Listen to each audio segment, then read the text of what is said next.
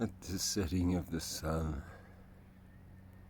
and in the morning, we shall remember them.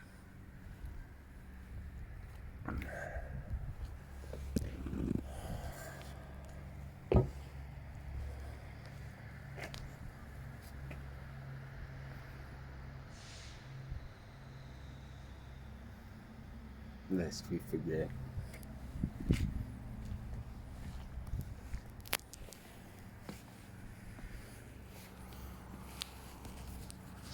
Hey, how are you? I'm here in Guyra, in front of the Soldiers Memorial Hall. ANZAC Day 2020.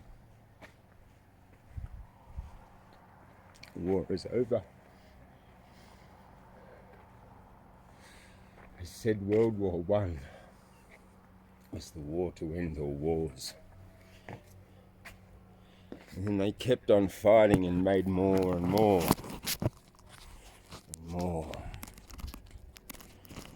Well, I've come here today. I'm going to read you some poetry about war. There you go. I'm just going to set my phone up here so you can see what I'm doing.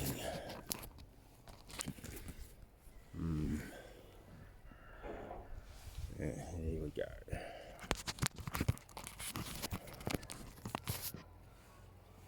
Alright.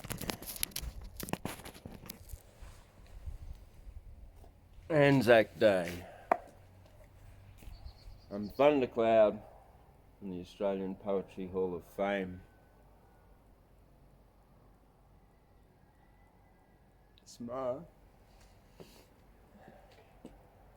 It's my duty to come here today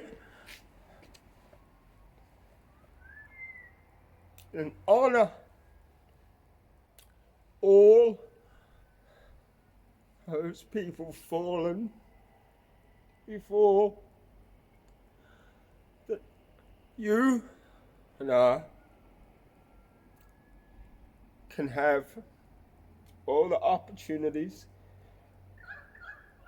the great opportunities afforded in this here country now called Australia.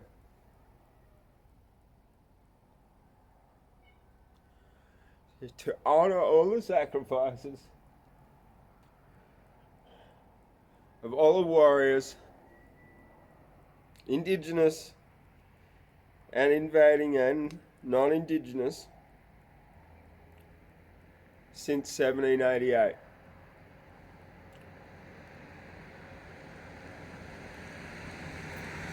Today, I've prepared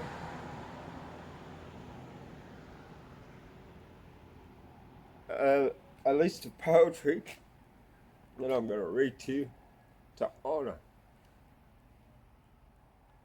all these great warriors.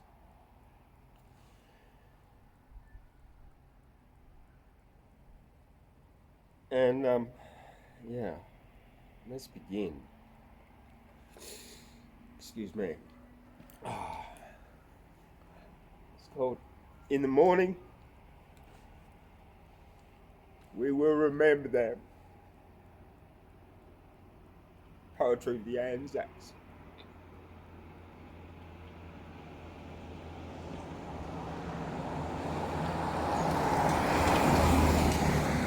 Going down of the sun, and in the morning we will remember them. This is selected poetry by me from the Australian poet James Arthur Warren from the Australian Poetry Hall of Fame. I want to give thanks to all the ancestors, the past, the present, and the future.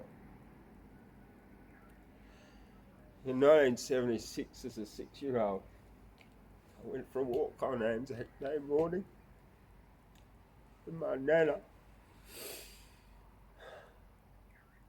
in Echuca, and we stopped at the war memorial.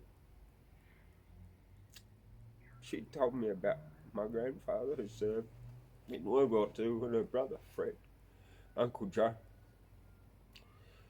who was an intern.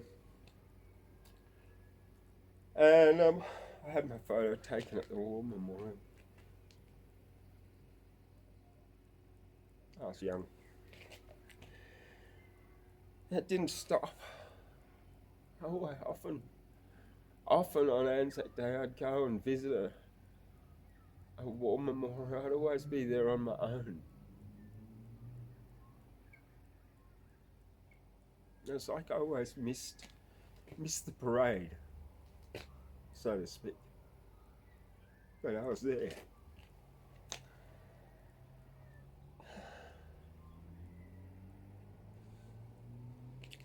Someone's got to be there. Someone's got to remember.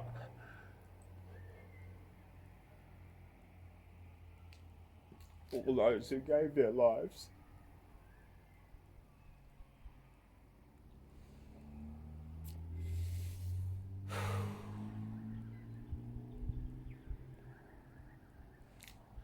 Now I want to include and make sure that the Indigenous are included. Not only the ones the 1,000 that enlisted in World War I and the 5,000 that enlisted in World War II, but also the ones that went off and fought in the Boer War and Korea and Vietnam and Afghanistan. And before that, the Frontier Wars, the Black Wars in Tasmania and throughout Australia. Because there were many brave warriors on both sides, just as there were Australians and Turks at Gallipoli.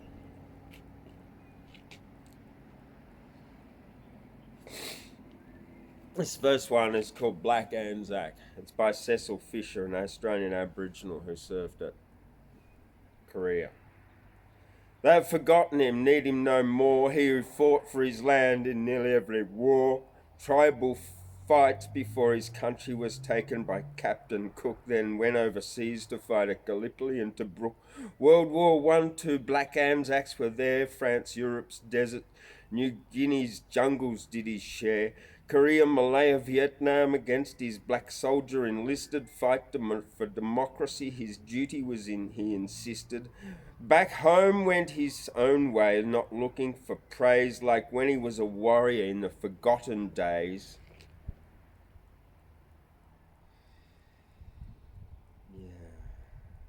Down on the Gold Coast, a monument in the Borough Ring. Recognition at last, his praises they're starting to sing. This black soldier who never marches on ANZAC Day, living in his gunya, doesn't have much to say, thinks of his friends who fought, some returned, some died. If only one day they could march together side by side. His medals he keeps hidden away from prying eyes. No one knows, no one sees the tears in his old black eyes. He's been outcast, just left by himself to die. Recognition at last, ANZAC, hold your head high. Every year on the Gold Coast, Yugambeh Borough Ring sight Black ANZAC in uniform medals. A magnificent sight, the rock with Aboriginal tribal totems, paintings inset, the Kumbomri people's prescription of lest we forget. And that source was, I got that off the Creative Spirits website, Aboriginal Culture History, ANZAC Colour Digger. And the next one, that was, he's the Colour Digger, and this is by Sapper Bert Beros. He was a private soldier in World War II, writing about Private West, an Indigenous man. He came and joined the colours when the war god's anvil rang. He took up modern weapons to replace his boomerang. He waited for no call up, he didn't need a push. He came in from the stations and the townships of the bush. He helped when he was wanting because he wasn't deaf. He was right amongst the columns of the fighting AIF. He's always there when wanted. With his Owen gun or brand, he's in his forward area, the place where men are men.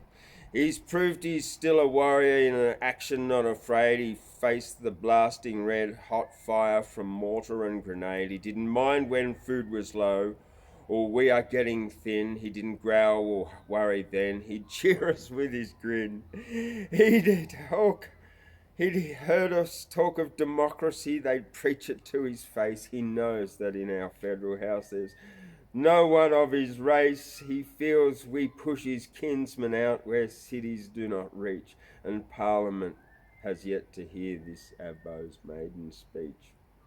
One day he'll leave the army and join the League he shall, and he hopes will give a better deal to the Aboriginal. Yeah, and that was also from Creative Spirits. And here in Guyra, at the Australian Poetry Hall of Fame, our first inductee was a female, is a female, and Indigenous, Echuca. And you may not know, or you may know, I don't know, but I'm going to tell you anyway.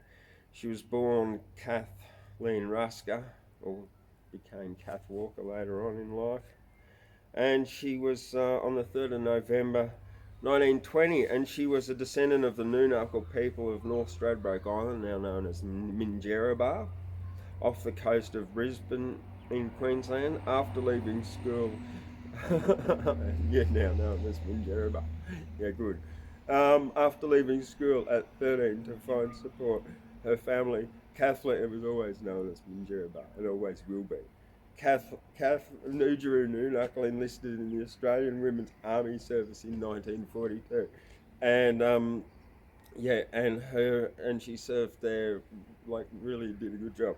And her two brothers were also enlisted, and they were captured by the Japanese at the fall of Singapore. So there you go. The contribution of the Indigenous right through World War I and World War II is very, very important here in Australia, and also the contribution in the Frontier Wars. And I'll get to that later. All right. Here we go. I got a bit of a runny nose. It's cold here today, so here comes a truck. This one was written by a fella called John McRae. In Flanders Fields. So this is one of the original ANZACs. Wait till this truck goes past. Wow, this sky is incredible out there behind me. Oh my goodness gracious me. Yeah. Okay. You gotta see this sky here. You've got to see this amazing blood red sky. Like when I focus it in properly. Holy mackerel. That is incredible here in Guyra at the Australian Poetry Hall of Fame. That sky is amazing. I'm going to pop the camera out here and you can enjoy the sky out there. And I'll go and sit down in front of you and do a bit more poetry.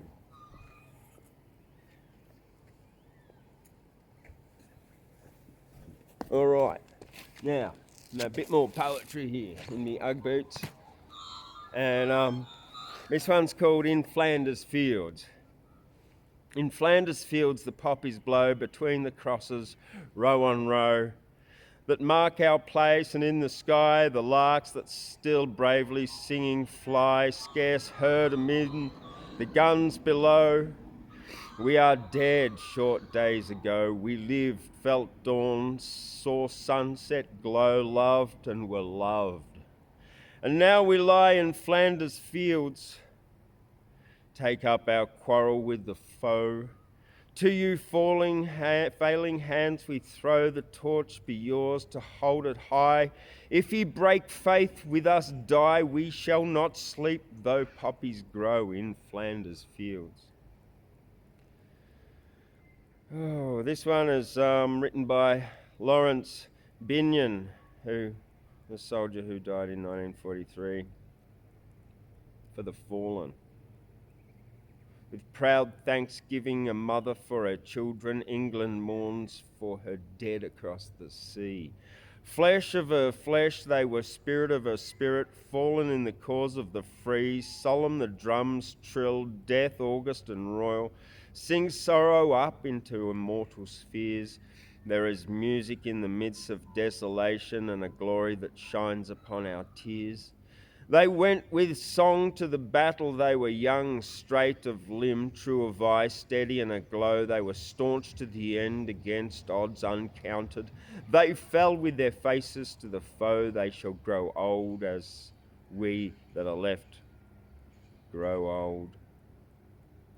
Age shall not weary them, nor the years condemn. At the going down of the sun and in the morning we will remember them. They mingle not with their laughing comrades again. They sit no more at familiar tables at home. They have no lot in our labour of the daytime. They sleep beyond England's foam. But where our desires are and our hopes proud, felt as a well springing that is hidden from sight to the innermost heart, of their own land they're known, and the stars are known to the night. And as the stars that shall be bright when we're dust, moving in marches upon the heavenly plain, as the stars that are starry in the time of our darkness, to the end they remain. Lawrence Binion.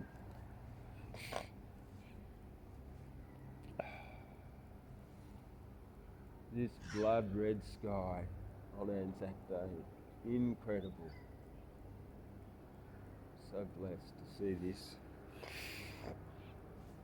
Oh, Bill Jim's Christmas. Bill Jim, this was published in 1918, and Bill Jim was the Australia's name for their soldier.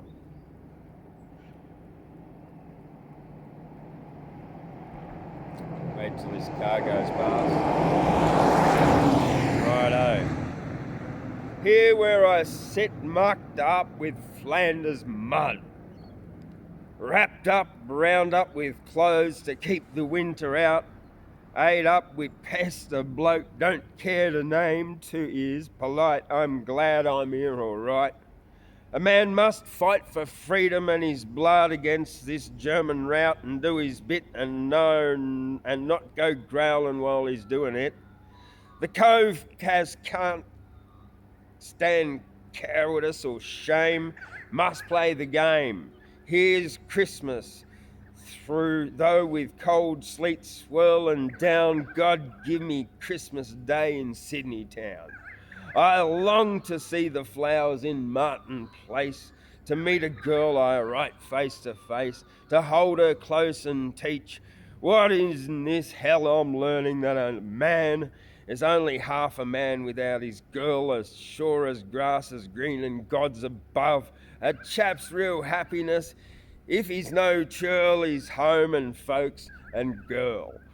And all the comforts that come with love, there is a thrill in war, as all must own. The trampling onward rush, a shriek, a shrapnel, and the following hush. The Bosca crunch, a bayonet on bone, the warmth of the dim dugout at the end, a talking over things as a friend to friend. And though it's all blessed certainly, as this war's working out for you and me, as we would have it till work, Fritz, maybe the Turk, feel that way too, the same as me and you. And dream of victory at last, although the silly cows don't know, because they ain't been born and bred clean free like you and me. But this Christmas, and I'm feeling blue and lonely too, I want to see the one's little girl slice pout. There's lots of other coves as feels as this, that holds you off and still invites a kiss. I want to get out from this smash and wreck just for today and feel a pair of arms slip around me neck. In that one girl's own way, I want to hear the splendid roar and shout of breakers coming on in Bondi Beach, while she, with her old scrappy costume on, walks by my side and looks into me face and makes creation one big pleasure place where sand basks in the golden weather. Yes, her and me together. I'd do me bit and make no fuss of it, but for today I somehow want to be at home, just her and me. And that was published originally in the Sydney Sunday Times. These are a few little short couplets by a guy called Robert W. Service. Said the squatter, Mike, you're crazy, they have soldier men aplenty. You're as grizzled as a badger and you're 60 or so, but I haven't missed a scrap since I was 21, and I shall miss the biggest, you can bet your whiskers no. They're fools, you say, maybe you're right, they'll have no peace unless they fight. They've ceased to think, they only know they've got to go, yes, got to go. For if you as to die, as it some happens, why, far better die an hero than a skunk and doing of your bit. It isn't the foe that we fear, it's the bullets that whine. It isn't the business career of a shell or the bust of a mine. It isn't the snipers who seek to nip our young heroes in the bud. No, it isn't the guns and it isn't the Huns, it's the mud. Mud. Mud.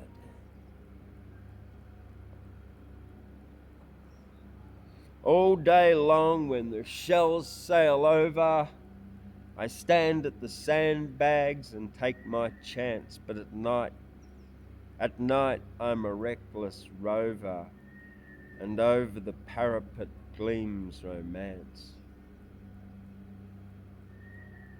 How little I thought that my time was coming, sudden and splendid, supreme and soon, and here I am with bullets humming. As I crawl and I curse the light of the moon, out alone for adventure thirsting, out in mysterious no man's land, prone with the dead when a star shell bursting flares on the horrors of every hand.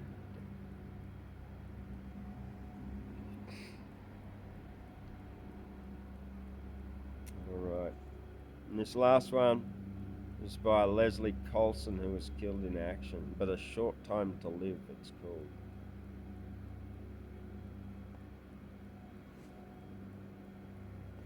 Our little hour, how swift it flies, when poppies flare and lilies smile. How soon the fleeting minute dies, leaving us but a little while to dream our dreams, sing our song, pick the fruit, to pluck the flower. The gods, they do not give us long. One little hour. Our little hour, how short it is, when love with dew-eyed loneliness raises her lips for ours to kiss and dies within our first caress. Youth flickers out like wind-blown flame. Sweets of today, tomorrow's sour. For time and death relentless claim, one little hour, how short a time to wage our wars, to fan our fates, to take our fill of armoured crime, to troop our banner, storm the gates, blood on sword, our eyes blood red, blind in our puny reign of power. Do we forget how soon is sped one little hour, little hour? How soon it dies, how short a time to tell our beads, to chant our feeble litanies, to think sweet thoughts, to do good deeds. The altar lights grow pale and dim, the bells hang silent in the tower. So passes with the dying hymn, our little hour.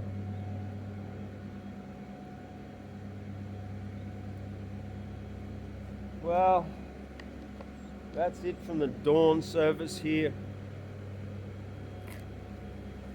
alone at the from the Australian Poetry Hall of Fame down there in Guyra at the Guyra Soldiers Memorial.